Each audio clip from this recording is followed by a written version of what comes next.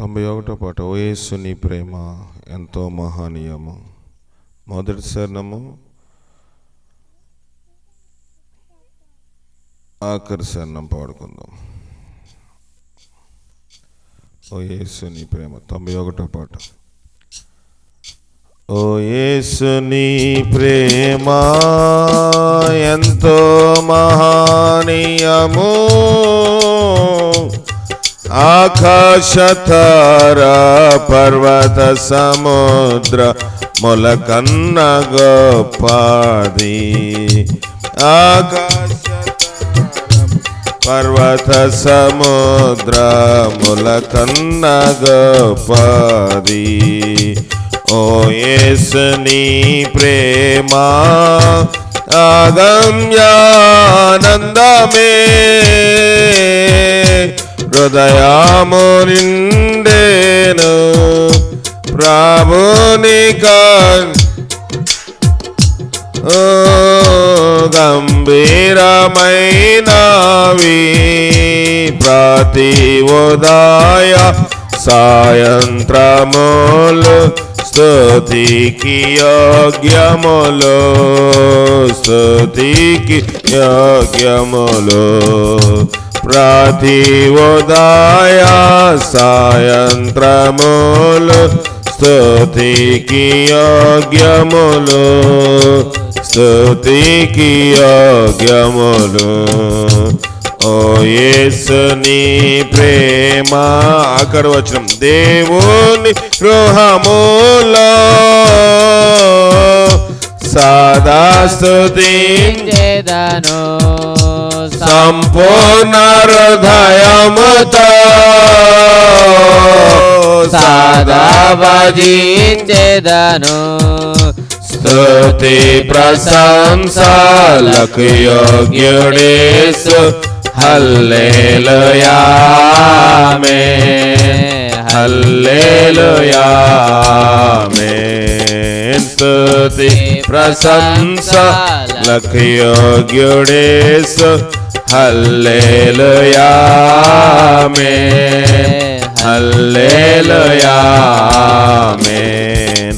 ఓ యేసు నీ ప్రేమ ఎంతో మహనీయము,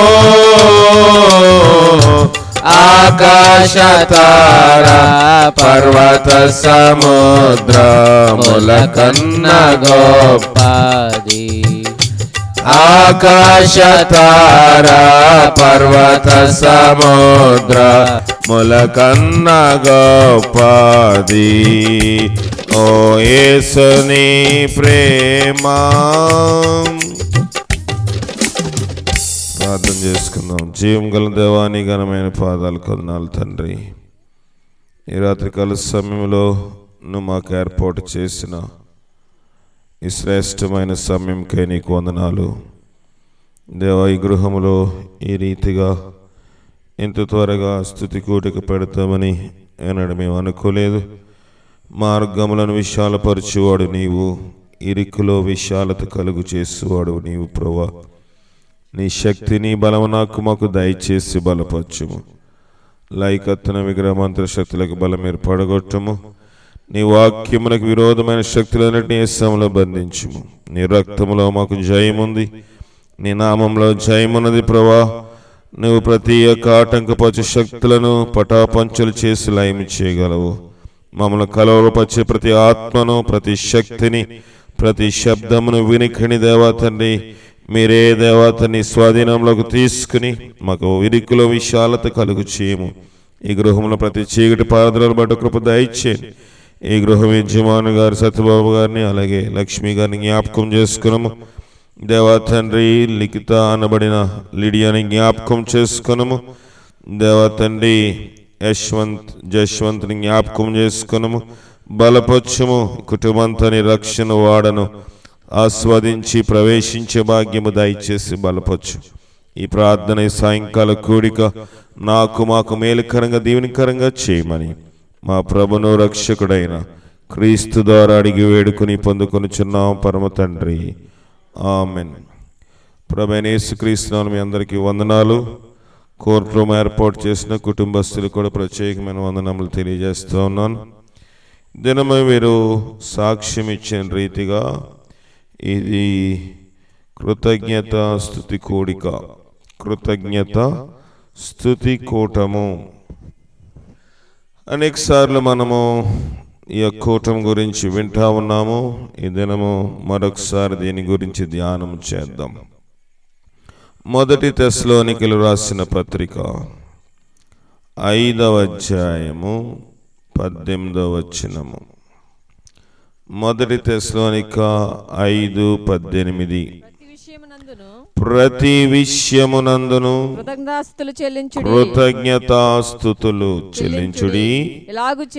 ఇలాగు చేయుట యేసుక్రీస్తునందు మీ విషయములో దేవుని చిత్తము. దేవుని వాక్యము మనం కొంచెము సమయము జ్ఞానం చేద్దాం. చాలా సమయమైంది, కానీ వేసవకాలం బట్టి ఇంకా సాయంకాలం అయినట్టుగా ఉంది. ప్రతి విషయమందు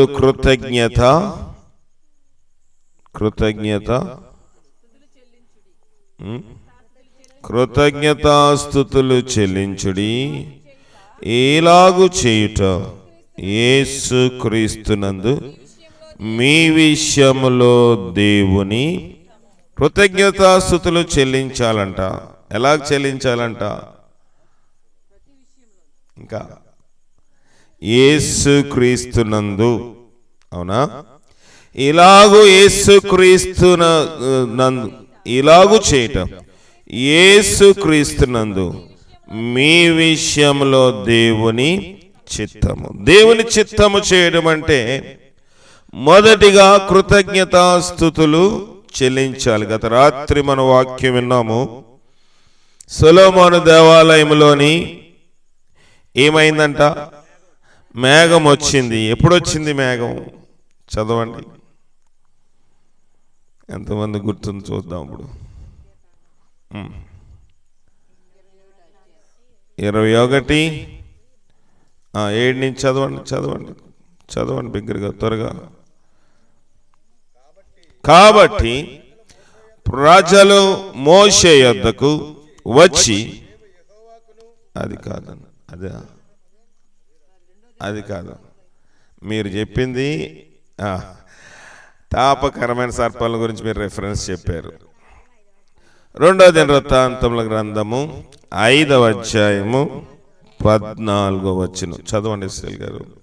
2వ దినవృత్తాంతములు 5:14 చదవండి. అప్పుడు ఒక మేఘము, 13 నుంచే చదవండి.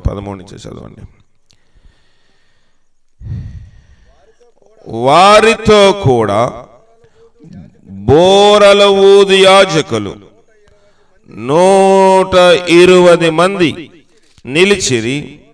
బోరల ఊదువారు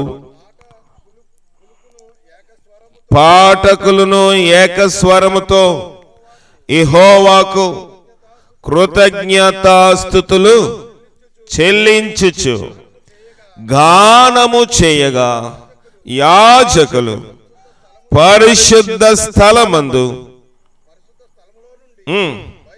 బయలు వెడలి ఆ బోరలతోను గానములతోను తాళములతోను వాద్యములతోను కలిసి స్వరమెత్తి, యెహోవా దయాళుడు, ఆయన కృప నిరంతరముండును స్తోత్రము చేసిరి. అప్పుడు ఒక మేఘము యెహోవా మందిరములో నిండెను. యెహోవా తేజస్సు దేవుని మందిరము నిండుకొనగా, సేవ చేయుటకు యాజకులు ఆ మేఘమున్న చోట నిలువలేకపోయిరి. ఏం చేశారంట వాళ్ళు? కృతజ్ఞతాస్తుతులు చెల్లిస్తే ఆ గృహములో దేవుడు ఉంటాడు. దాంట్లో ఏమీ డౌట్ లేదు. మనము కృతజ్ఞత ఉన్నప్పుడు దేవుడు నాకేం చేశాడు, ఇది మన కృతజ్ఞత కదా. దేవుడు ఎన్ని చేసినా మనం ఇప్పుడు నాకు 2 చేతులు లేవు అనుకోండి, నాకు 2 చేతులు లేవు కదా అనుకుంటాను, నాకు 2 కాళ్ళు ఉన్నాయనే విషయం మర్చిపోతాను కదా. 2 కాళ్ళు లేని దగ్గరికి వెళ్ళినప్పుడు ఓహో నాకు 2 కాళ్ళు ఉన్నాయి, ఆడికంటే నేను బెటరు అని ఎప్పుడైనా అనుకుంటామా? అనుకోము. అయ్యో నాకు ఎందుకు నష్టము జరగాలి, నాకే ఎందుకు ఇబ్బంది రావాలి? ప్రభు అంటున్నాడు ఇక్కడ, వాక్యము సెలవిస్తున్న మాట ఏంటంటే, మీరు ప్రతి విషయములోని కృతజ్ఞతాస్తుతులు చెల్లించుడి, ఇలాగు చేయుట యేసు క్రీస్తునందు మీ అందు దేవుని చిత్తము. దేవుని చిత్తము నెరవేర్చడం అంటే కృతజ్ఞత కలిగి ఉండడము. కృతజ్ఞతను మనం ఎలాగ వ్యక్తపరుస్తాము? ఒక వ్యక్తి మనకు సహాయం చేశాడు అనుకోండి, ఎలా వ్యక్తపరుస్తాము? సహాయం చేసినంత మనం ఇవ్వగలమా? ఇవ్వలేము. ఎంతోటి ఏదో ఒకటి చేయాలి. పెళ్లి పనులు బాగా సహాయం చేశారనుకోండి, ఎవరైనా ఏం చేస్తాము? ఎవరో చెప్పారు ఇక్కడ, బట్టలు పెడతారు, నిజం కదా. కొంచెము అందరికీ ఒకలాగా తీస్తే వాళ్ళకు ఒక 500, ఒక 100, 200 కొంత వ్యత్యాసము. అంటే మన ప్రేమను వారు చేసిన మేలుకు ప్రతిగా మన యొక్క ప్రేమను మనం ఏం చేస్తాము? వ్యక్తము చేయడము. ఒక లోకములో ఒక 10 రోజులో, ఒక నెల రోజులో, 2 నెలలో, 3 నెలలో మన కష్టంలో, మన హాస్పిటల్తో మనతో పాటు ఉంటే, పెళ్లిలో ఉంటే, ఏదైనా కష్టంలో మనకు అన్ని విధాల సహాయపడితే, ఇంట్లో మనకు ఏదైనా ఇబ్బంది ఉండి మనం హాస్పిటల్లో ఉంటే రోజు క్యారేజ్ పంపిస్తే, మనం ఎంతో కొంత వాళ్ళ ఎడల మనకున్న వారు మన చేసిన మేలును వ్యక్తము పరుస్తాము. కొన్నిసార్లు కొంతమంది బంగారం ఇస్తారు, కొన్నిసార్లు దుస్తులు అంటే బట్టలు ఇస్తారు, కొన్నిసార్లు ఇంకా లక్షలు కోట్లు అయితే ఏదో ఒకటి ఇస్తారు. ఏదో ఒకటి చేసి వారికి ఉన్న కృతజ్ఞత భావమును ఇతరులకి వ్యక్తపరుస్తాము. ప్రభు అలాగేమి గిఫ్ట్లు అడిగాడా? అడగలేదు. గిఫ్ట్లు అడగలేదు, బహుమతులు ఆయన అడగలేదు. కానీ కృతజ్ఞత స్తుతులు చెల్లించుడి. అందరూ ఏక స్వరముతో చెల్లించినప్పుడు, అందరూ ఒకే కంఠ స్వరముతో మేళము తాళము అన్ని కలిసి కృతజ్ఞత చెల్లించినప్పుడు ప్రభు దానికి ఏమైందంట? ఇష్టపడి ఆ మేఘము ఆ దేవాలయం నిండగా నిండెను. ప్రభు తేజస్సు అక్కడ నిలబడిపోయింది. దేవుడు అక్కడ ఉంటాడు. మన గృహాల్లో దేవుడు ఉండకపోవడానికి కారణం ఏంటంటే చాలాసార్లు మన కృతజ్ఞత లేకపోవడమే. దేవుడు ఎన్ని మేలు చేసినా కొన్నిసార్లు మనం అనుకోవచ్చు, లక్షలు మన హాస్పిటల్ ఖర్చు పెడతాం. ఒక కూటమి పెట్టుకోవడానికి 5,000, 6,000 భోజనం పెట్టాలంటే ఖర్చు అవుతుంది. దాన్ని ఖర్చు పెట్టగలమా? కష్టం కదా. ఈ నెల నాకు ఇంకా కొంచెం బాధ ఉంది, వచ్చే నెల చూద్దాంలే. వచ్చి నెల అని ఎప్పుడైతే వాయిదా వేసాదు, వాయిదా వెళ్ళిపోతూనే ఉంటది. కష్టం ఉన్నా, ఇబ్బంది ఉన్నా, ఏదైనా యాక్సిడెంట్ అయింది అనుకోండి, డబ్బులు లేవని ఇంట్లో పడి పెట్టుకుంటాం మనిషిని. తల తాడ తాకట్టు పెట్టో, అప్పు చేసో, మొత్తానికి హాస్పిటల్ తీసుకెళ్లి బ్రతికించాలి. ఇటీవల మీకు చెప్పాను కదా, ఆమెకి పూర్తిగా బ్రెయిన్ మెదడంతా చచ్చుబడిపోయింది. కానీ ముక్కులోనికి ఆక్సిజన్ ఇచ్చి గుండె ఆడుతుంది కాబట్టి ఇంకా బ్రతికున్నట్లుగా మనిషి ఉంది, కానీ పూర్తిగా చనిపోయింది. వారు చెప్తున్న మాట ఏంటంటే, మా మేనల్డ్ అవుతాడు, మా మేనమామ కొడుకు, బావ అవుతాడు ఆయన నాకు.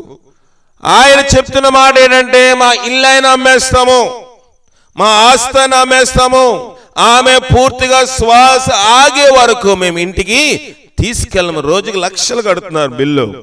దాదాపుగా 15 రోజులు అయిపోయింది, 10 రోజులు అయిపోయింది. రోజుకి లక్షలు బిల్లు కట్టినా డాక్టర్లు కుదరదు, తీసుకెళ్ళిపోమని చెప్పినా వాళ్ళు చేస్తున్న పని ఏంటంటే, ఎంత ఖర్చు అయినా పర్లేదు, ఏదైనా అమ్మేసైనా మా కూతురు బ్రతకాలి, మంచిదే. కానీ దేవుని విషయంలో మనకు ఆ కృతజ్ఞత ఉందా? దేవుడు మన గృహంలో ఉండాలి అంటే మన గృహంలో కుటుంబ ప్రార్థన అయినా జరుగుతుందా? మన గృహంలో అందరూ కలిసి ఒక పాట పాడుకొని కక్క ముక్క వండుకుంటే అందరు కలిసి తినాలి, ఎందుకంటే ఎక్కువ తక్కువ రాకూడదు. అవునా? చెప్పండి. అందరూ ఒకసారి తినండి బాబు, మా కూర అడ్జస్ట్ అవ్వదంటారు ఆడవాళ్ళు. అందరూ ఒకసారి వచ్చేయమంటారు, ఎందుకంటే మళ్ళీ అందరూ చూసుకుని ఒకసారి వేయాలి, లేకపోతే మొదటి వాళ్ళకి అంతా వెళ్ళిపోతే ఆఖరి వాళ్ళకి ఎగిరే.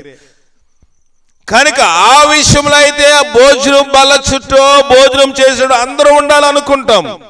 అలా తినొద్దని కాదు, బైబిల్ కూడా దేవుని వాక్యము చెప్తున్న మాట ఏంటంటే ఆ రీతిగానే ఉండండి అని వాక్యం చెప్తా ఉంది, ఆ రీతిగానే జీవించడని వాక్యం చెప్తా ఉంది.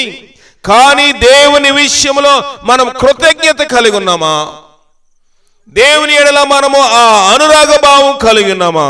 కనుక ఇక్కడ దేవుని వాక్యము చెప్తున్న మాట ఏంటంటే, దేవుడు మనకు సెలవిస్తున్న మాట ఏంటంటే ప్రతి విషయంలోని మనము దేవునికి కృతజ్ఞత చెల్లించాలి. రెండవది కీర్తనలు రాసిన గ్రంథము 50వ అధ్యాయం 23వ వచనము.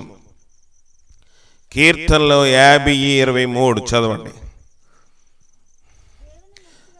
దేవుని మరచువారులారా దీన్ని ఆలోచించుకొనుడి, యోచించుకొనుడి.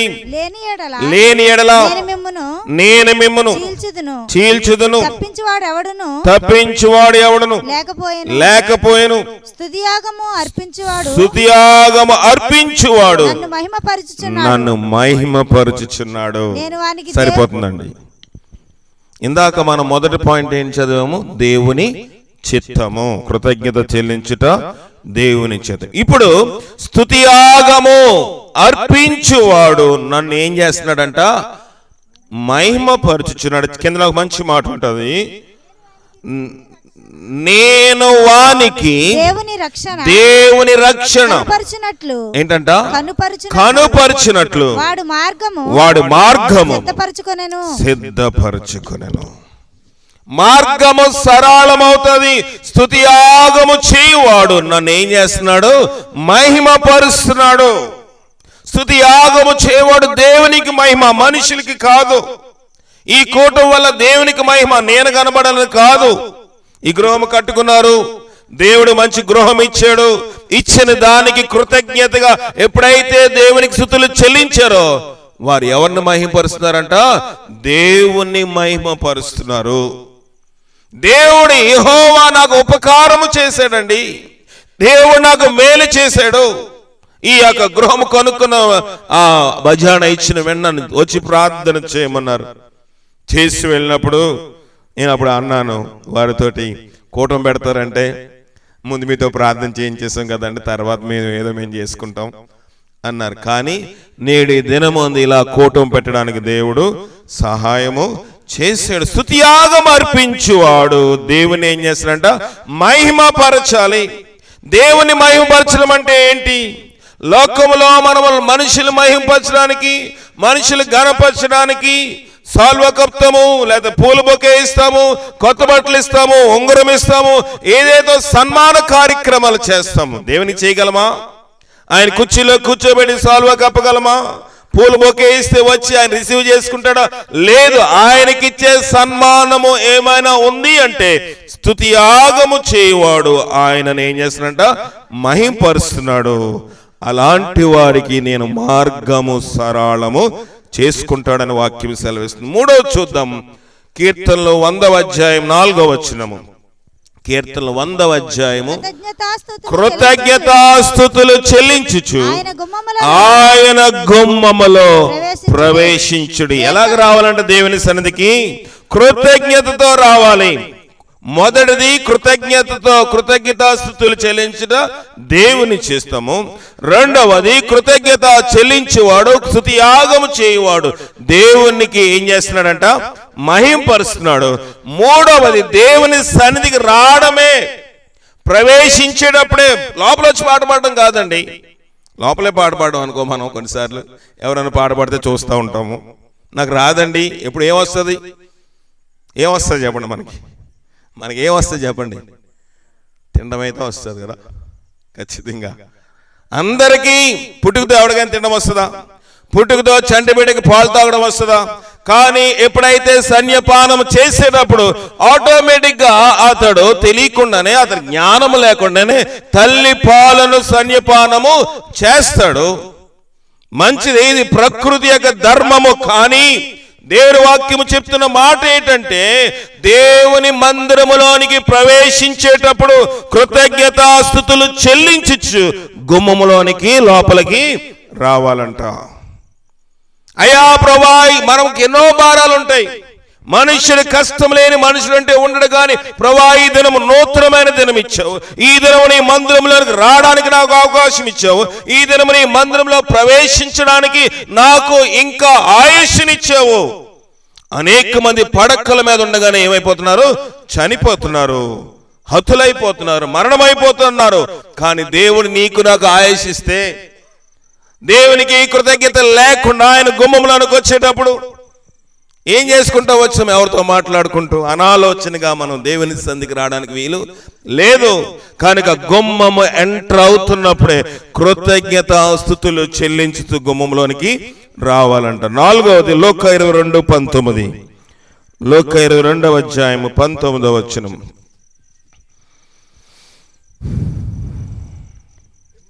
పిమ్మట ఆయన ఒక రొట్టెను ఎత్తుకొని పట్టుకొని కృతజ్ఞతాస్తుతులు చెల్లించి దానిని విరిచి వారికిచ్చి, ఇది మీ కొరకైనా విరవబడుచున్న నా శరీరము. చూడండి, అక్కడ ప్రభు చేస్తుంది ఏంటంటే ఒక రొట్టెను తీసుకున్నాడు. ఏం చేశాడంటే రొట్టెను తీసుకుని కృతజ్ఞతాస్తుతులు చెల్లించాడు. దేనికి? ఆయన బాగుపడుతున్నాడా, మరణం అయిపోతున్నాడా? మరణం అయిపోతున్నాడు. అంటే ఆయన చంపబడిపోతున్నాడు. ఆయన చంపబడక ముందు ఆయనే మొదట దాన్ని ఏం చేశాడు? విరిచాడు. విరిచాడా? నేను చచ్చిపోతున్నానని కృతజ్ఞత చెప్పగలనా? నేను చెప్పలేము. అయ్యో, నా కాళ్ళను ముళ్ళు గుచ్చుకుంటేనే నాకెందుకు ముళ్ళు గుచ్చుకోవాలి? నాకు ఈ నొప్పి ఎందుకు రావాలి? నాకు ఈ బాధ ఎందుకు రావాలి? నాకు జ్వరం ఎందుకు రావాలి? నాకు తలపోటు ఎందుకు రావాలి? నాకు ఒళ్ళు నొప్పులు ఎందుకు రావాలి అనుకుంటాం మనము. కానీ ప్రభు చనిపోతూ తన శరీరమును ఒక రొట్టె రూపంలో అక్కడ ఏర్పాటు చేసి ఆ బల్ల మీద పెడితే దానిని కృతజ్ఞతాస్తుతులు చెల్లించి ఏం చేశాడంట? విరిచాడు. ఆయన విరిచాడు. దాని విషయంలో ప్రభు మనకి ఆదర్శం. ప్రతి విషయంలోనూ ఆయనకి కృతజ్ఞతాస్తుతులు చెల్లించాలి. కష్టం వచ్చినప్పుడు, ప్రభువా ఈ ఆపద వచ్చింది, ఈ ఇరుకు వచ్చింది, ఈ ఇబ్బంది వచ్చింది, ఈ ఆయాసం వచ్చింది, ఈ కీడు వచ్చింది, ఇది లేకపోతే నీకు దూరం అయిపోతానేమో. చాలా సార్లు అనుకోవచ్చు మనకి ఈ కష్టం వచ్చింది ఎందుకని. కొన్నిసార్లు ఆ కష్టం లేకపోతే, దేవుడు ఆ ఇరుకు పెట్టకపోతే, దేవుడు ఆ విధంగా మనకి అడ్డుకట్టు వేయకపోతే మనం ఏదైనా ఘోర ప్రమాదంలో పడతామని దేవుడు ఒక కష్టం రూపంలో దేవుడు మనకి మేలైనది ఏం చేస్తాడు? దాచి ఉంచుతాడు. కనుక ప్రభువారు కూడా తన రొట్టెను తన దేహమును ఇవ్వక ముందు ఆయన కృతజ్ఞతాస్తుతులు చెల్లించాడు. యేసుక్రీస్తు మనకి ఆదర్శం. 5వది చూద్దాము. హబక్కూకు రాసిన గ్రంథము 3వ అధ్యాయం 17-18 వచనాలు. హబక్కూకు 3వ అధ్యాయము 17-18. అంజూరపు చెట్టు పూయకుండినను, ద్రాక్ష చెట్లు ఫలింపకపోయినను, ఒలీవ చెట్లు కాపు లేక ఉండినను, చేనిలోని పైరు పంటకు రాకపోయినను, గొర్రెలు దొడ్డిలో లేకపోయినను, సాలలో పశువులు లేకపోయినను. ఎక్కడ లేవట పశువులు? సాలలో పశువులు లేకపోయినను నేను యెహోవాయందు ఆనందించెదను. చేయగలవా? ప్రతి విషయంలో కృతజ్ఞత అంటే ఇది. ఇప్పుడు ఇల్లు కొనుక్కున్నారు, కూటమి పెట్టుకోవడం సహజమే. కొంతమంది చేయలేకపోవచ్చు, కానీ అది పెట్టుకోవడం ఎవరైనా సహజమే. ఇక్కడ ఏం చేస్తారంటే హబక్కూకు ఎక్కడెక్కడ లేవండి. మొదటిది ఏం లేదంటే చదవండి. అంజూరపు చెట్లు ఆ పూత పోయలేదంట. ద్రాక్ష చెట్లు అసలు ఫలాలే లేవు. ఒలీవ చెట్లు కాపు లేక ఉన్నను. చేనిలో పైరు పంటకు రాకపోయినను, గొర్రెలు దొడ్డిల్లో లేకపోయినను, సాలలో పశువులు లేకపోయినను, నేను యెహోవాయందు ఆనందించెదను. ఇది ఒక నిజమైన క్రైస్తవుడు చేసే పని. ప్రభువా ఈ గొర్రెలుంటే నేను వాటినేమో, ఈ పంట నా చేతికి వస్తే నేను గర్విష్ఠుడైపోతానేమో, ఈ విధముగా నేను ఏదైనా చేస్తే నీకు దూరం అయిపోతానేమో. హబక్కూకు అన్నాడు, ఏది ఉన్నా లేకపోయినా, ఏది లేకపోయినా, ఉన్న పాట పక్కన పెట్టేశాడు. ఉన్నమాట చెప్పాడా? చెప్పలేదు. లేకపోయినను నేను యెహోవా యందు ఆనందించెదను. ఏంటంట? రక్షణకర్త అయిన నా దేవుని యందు నేను సంతోషిస్తాను. చేయగలమా? పరీక్ష పాస్ అయితే చంకలు గుద్దుకుంటాం, ఫెయిల్ అయిపోతే దేవుడు, సేవకులు ప్రార్థన చేశారు, సంఘం ప్రార్థన చేశారు, పెద్దలు ప్రార్థన చేశారు, దేవుడికి మొక్కుబడి చేస్తానని చెప్పాను, అయినా పాస్ అవ్వలేదు అని నిరుత్సాహపడతాము. కానీ హబక్కూకు అంటున్నాడు, ఏది లేకపోయినా నేను యెహోవా యందు, దేవుడు ఉన్నాడు చాలు, నాకు నా కృప నీకు చాలును అన్నాడు. కనుక ఆయన కృప ఉంటే చాలు. ఇంకొక మాట చూద్దాము, ఇంకొక 2, 5 చెప్పాను, 6, 7 చెప్పి ముగిస్తాను. లోక 17వ అధ్యాయము 15, 16, 17, 18, 19. వారిలో తనకు స్వస్థత కలుగుట చూచి గొప్ప శబ్దముతో దేవుని మహిమపరచుచు తిరిగి వచ్చి ఆయనకు కృతజ్ఞత చెల్లించి ఆయన పాదములు సాగిలపడెను. వాడు సమరయుడు. అందుకు యేసు 10 మంది శుద్ధులైరి కదా, శుద్ధులైరి కారా? ఆ తమ్మండుగురు ఎక్కడా? ఈ అన్యుడు తప్ప దేవుని మహిమపరచుటకు తిరిగి వచ్చిన వారు ఎవడును ఆగుపడలేదా అని చెప్పి, నీవు లేచిపోము, నీ విశ్వాసము నేను స్వస్థపరిచినని వానితో చెప్పాను. ఎంతమందికి వచ్చిందంటే స్వస్థత? 10 మందికి. తమ్మండుగురు ఏమైపోయారు? దొంగలు కదా.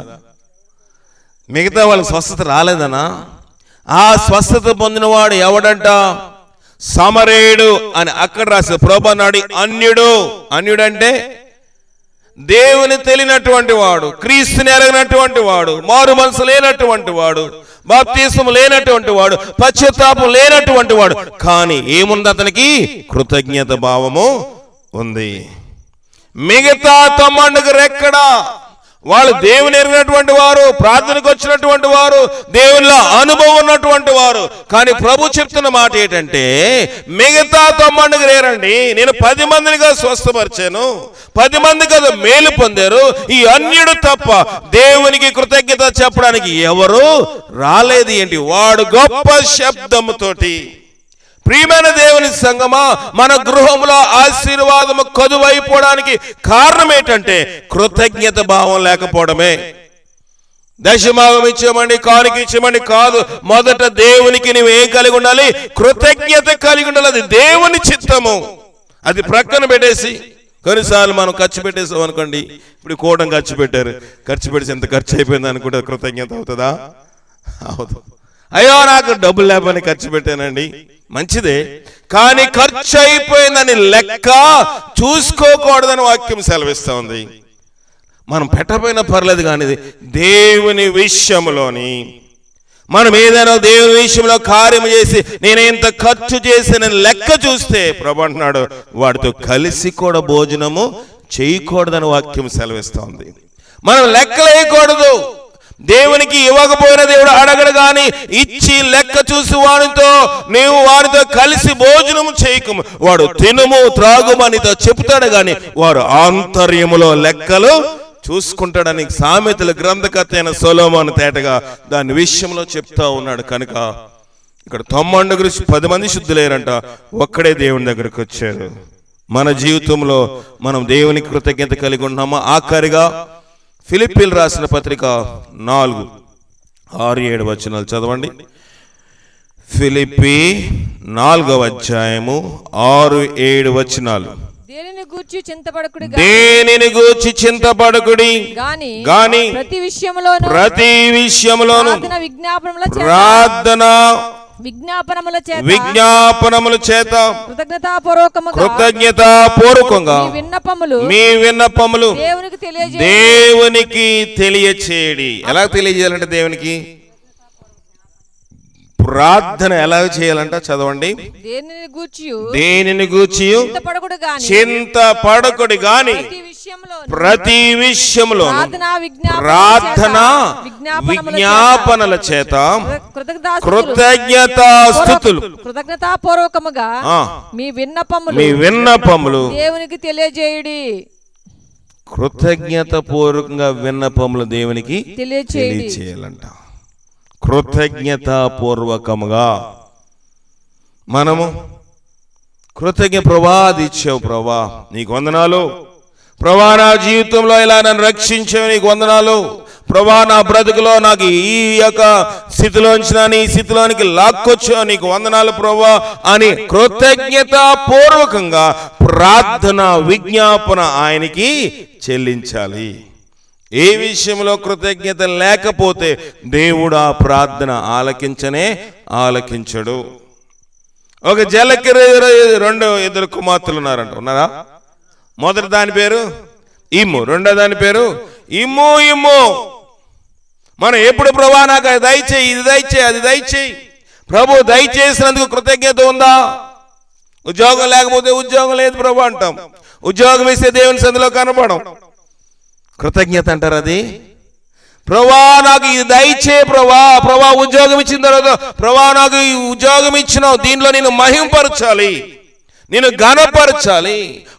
ఆ కుష్ఠరోగి పెద్ద శబ్దముతో కేకలు వేయచ్చు దేవునికి కృతజ్ఞతాస్తుతులు చెల్లించాడు. సాగిలి పడ్డాడు అన్యుడు. ఒక అన్యుడు సాగిలి పడ్డాడు.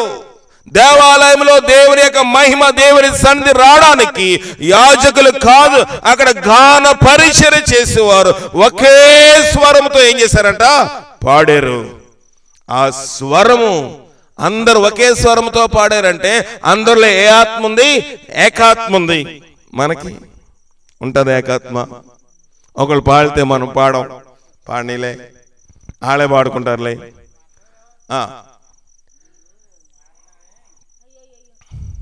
చెప్పండి.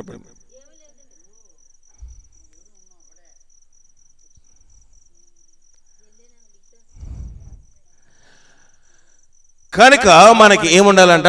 కృతజ్ఞత భావం ఉండాలి.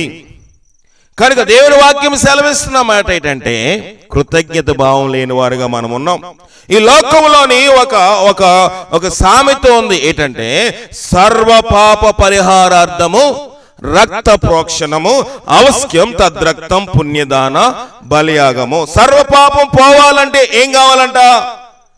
రక్తము ప్రోక్షించబడాలి. ఏ రక్తము? గొర్రెల రక్తము కాదు, ఏ రక్తము మేకల రక్తము కాదు, ఏ రక్తము కోడెల రక్తము కాదు, ఏ రక్తము దున్నపోతుల రక్తము కాదు, ఏ రక్తము ఆవుల రక్తము కాదు. ఏ రక్తం అంట? పుణ్యాత్ముడైన ప్రభు యొక్క రక్తం. ఎవడా పుణ్యాత్ముడు? ఎవడా వ్యక్తి? అన్ని గ్రంథాల్లో రాయబడి ఉంది. అన్ని మత గ్రంథములో, అది హిందూ కానివ్వండి, ముస్లిం కానివ్వండి, క్రైస్తవుడు కానివ్వండి, సిక్కు మతస్థుడు కానివ్వండి, అందరూ చెప్పింది ఏంటంటే పాపము పోవాలంటే పుణ్యాత్మ యొక్క రక్తం ఏమవ్వాలంట? చిందించబడాలి. ప్రతి మత గ్రంథంలో అది ఖాళీగా ఉండిపోయింది. కేవలం ఈ గ్రంథంలో మాత్రమే పుణ్యాత్ముడని యేసుక్రీస్తు ప్రభు చనిపోయాడు కనుక ఈయన మాత్రమే రక్షకుడు, ఈయన మాత్రమే దేవుడు, ఈయన ద్వారా తప్ప ఈ లోకానికి విమోచన లేదని బైబిల్ వాక్యం తేటగా చెప్తా ఉంది. అందుకే ఈయన నమ్ముకోమని చెప్తున్నాం. నాకు ఇర్రెక్కి కాదు, లేకపోతే నేను ఉద్యోగం ఉడిచిపెట్టి ఇక్కడికి వచ్చింది, ఇది నాకేం పని లేక కాదు, నేను డబ్బులు సంపాదించాను కాదు, నేను ఉద్యోగంలో ఉంటే లక్షలు సంపాదించగలను. దేవుని మహిమార్థమై చెప్తున్నాను. కానీ లోకములో మనుషుడు అన్నవాడు, లోకములో మానవ కోటికి విమోచన లేదు. అందరూ పాపము చేసి దేవుడు అనుగ్రహించు మహిమను ఏం చేస్తారంట? పొందలేకపోతున్నారు. కనుక దేవుని అంటే స్వర్గము, పరలోకము, నిత్యరాజ్యము చేరాలంటే సర్వ పాప పరిహారార్థం యేసు ప్రభు ఒక్కడే రక్తం చిందించడం కనుక ఈయన మాత్రమే రక్షకుడు, ఈయన మాత్రమే నమ్ముకునే పరలోకం వెళ్ళగలం. అందుకే ఈ పాటలు, అలాంటి పాటలు మనం కూడా పడి ముందుకు సాగునట్లుగా పరిశుద్ధాత్మ శక్తి సహాయం చేసి కాపాడుగా ప్రార్థన చేసుకుందాం. జయం గల దేవా, నీ ఘనమైన పాదాలకు వందనాలు. నీ సహాయం మాకు దయచేయండి. ఈ లోకంలో దేవతలుగా, దేవుళ్ళుగా పిలువబడిన వారు అనేక మంది ఉన్నప్పటికీ రక్తము చిందించు అని ఒక్కడవే గనుక, నీ రక్తము ద్వారాగానే పాపికి విమోచన ఉంది గనుక, నీ రక్తం ఒకటే పరలోకం తీసుకెళ్ళగలదు గనుక ఆ రక్తం అందరికి కావాలని ఈ మారుమూల గ్రామంలో ఈ ఇంటిలో కూడా ప్రార్థన చేయించున్నాం. ఈ ఇంట్లో వారందరికీ రక్షణ దయచేయండి దేవా తండ్రి. మా ప్రియులు మా యొక్క సహోదరులు కూడా జ్ఞాపకం చేసుకుని సత్యబాబు గారిని కూడా రక్షణలోకి నడిపించుము. నీ ఆత్మ చేత వారికి నింపండి. వారి భార్య గారిని జ్ఞాపకం చేసుకున్నాము. అలాగే లిఖితాన్ని జ్ఞాపకం చేసుకున్నాము. జయశవంతుని కూడా జ్ఞాపకం చేసుకుని కూడి వచ్చిన మమ్మల్ని అందరినీ జ్ఞాపకం చేసుకుని నీ సన్నిధి కాపుదలు నాకు మాకు దయచేయమని మా ప్రభును రక్షకుడైన క్రీస్తు ద్వారా అడిగి వేడుకుని పొందుకొనుచున్నాం పరమ తండ్రి. ఆమెన్. మన పరమ తండ్రి అయిన దేవుని యొక్క ప్రేమ, కుమారుడు యేసుక్రీస్తు వారి యొక్క కృప, పరిశుద్ధాత్మిక అన్ని సావాసము ఇప్పుడు ఎల్లప్పుడు సదా మనకు తోడైండి నడిపించి కాపాడను గాక. ఆమెన్. అందరికీ వందనాలు. మరి కూడి వచ్చి వారు